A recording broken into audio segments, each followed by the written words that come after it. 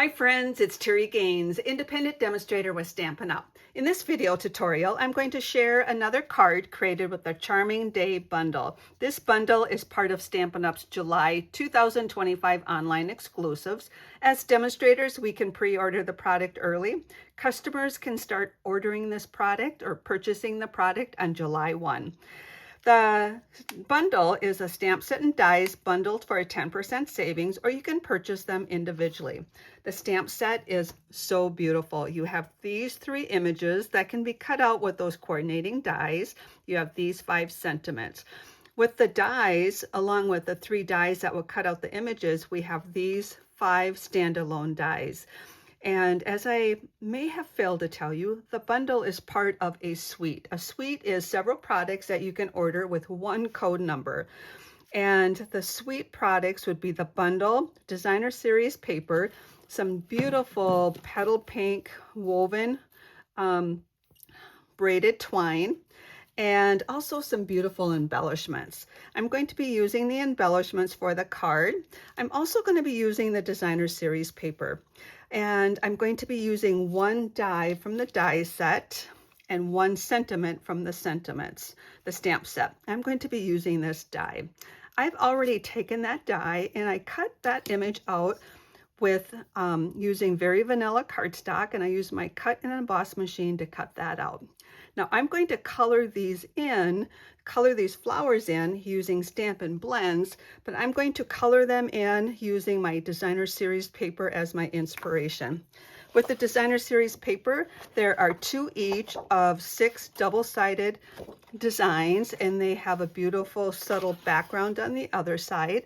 The background actually coordinates very well with the front of the paper, and there are 6 different prints. They're double-sided, 12 by 12, and you get 2 each. I'm going to use this print for my inspiration, and I'm going to color my images in with the same colors that are used for this designer series paper. So let me show you how I'm going to do this. Before I go on with that, I do want to mention I have already shared 2 other cards created with the bundle. This I'm considering my card 1 that is already on my blog and my YouTube channel. This is card 2, and today's video will be card 3.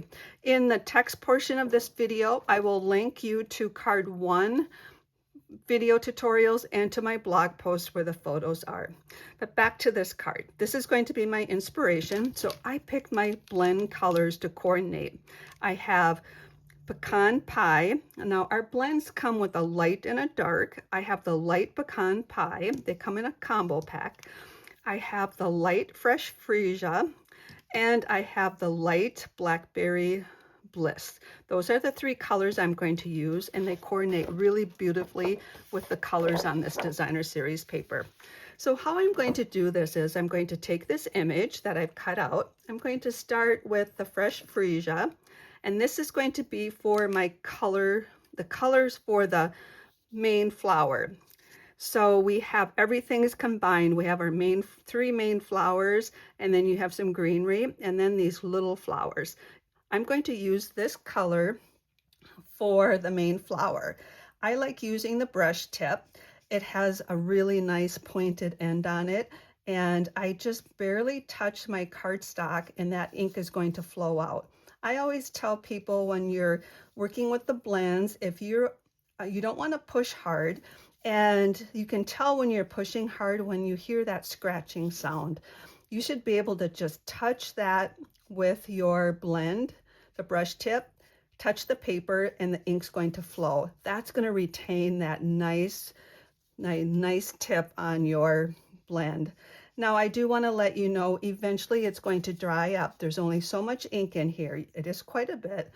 But when I start hearing a scratching sound, I have to push hard enough to get color to come out. That tells me that my blend is starting to dry out, and I might want to consider buying a new one. Now I did mention that they come light and dark in a combo packet, so you're going to get both of them when you order it.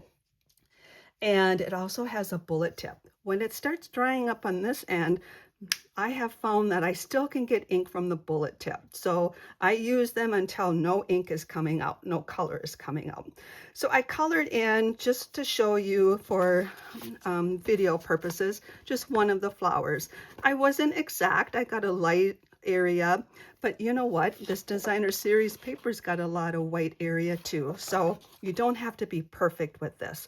So I color in the flower, then I'm going to let that dry. I'm going to go to the light pecan pie, and I use this for the greenery part because that's the color choice that is on the designer series paper. Now the beauty of coloring in, you can pick your favorite colors. You can pick colors that coordinate with the designer series paper, and that's the beauty of creating. You get to choose what colors you want for your project. So I color in the greenery part. Can you see with the pecan pie? Doesn't sound right, right? The greenery portion I colored in with the pecan pie, but that was the choice I wanted to do. Now I have the light Blackberry Bliss, and I'm going to use this color to color these little flowers that are on the side. And I'm going to also use it for the center of the two flowers. I'm just going to add some color, and I'm also using the brush tip for this. So I colored that in, and now I have, this is what my image looks like. Now I want to add a little bit more detail to that, so I'm going to bring my light pecan pie back in, and I'm going to color the stems and that spot that has the die cut. I'm just going to add some color. That's going to do a little bit of shading. I'm going to do the same thing for the flower with the fresh freesia. So what I'm doing is, oops, that's the bullet tip. I want to use the brush tip. And so what this is doing is just adding a second layer of color. So it's just going to be a soft or a slightly darker. It's not going to be too dark. And when it dries, it's going to blend in really well. So that's how I'm going to color in the entire image. So I have done that ahead of time. So I have that image already colored in, and I think here, why don't I remove that? So now can you see that? And I think it coordinates beautifully with the designer series paper. Now for my card assembly, I am going to take this card base. I have Very Vanilla for my card base. My card base is 8.5 by 5.5. I folded this in half and I creased it with a bone folder. That's my card base. My first layer on here is going to be designer series paper. Now I do have a prototype I'm going to show you after I assemble this card. My prototype, I used a width of this at 2 3/8. 2 3/8 lets me get 5 across this panel, across the 12-inch, and I can get 10 per sheet. And I felt that much paper with this image distracted. The attention went to the paper more so away from this. So I'm going to use a smaller strip of designer series paper.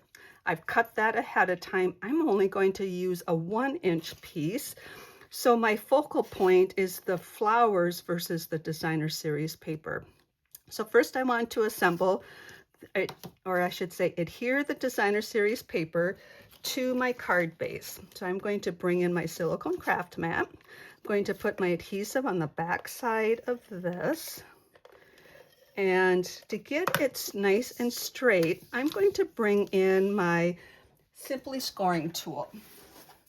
I like using this wall for the helping me get alignment. I'm going to push my card up to the wall. I'm going to take this designer series paper, make sure it's the way I want it to be. I want it this way versus this way.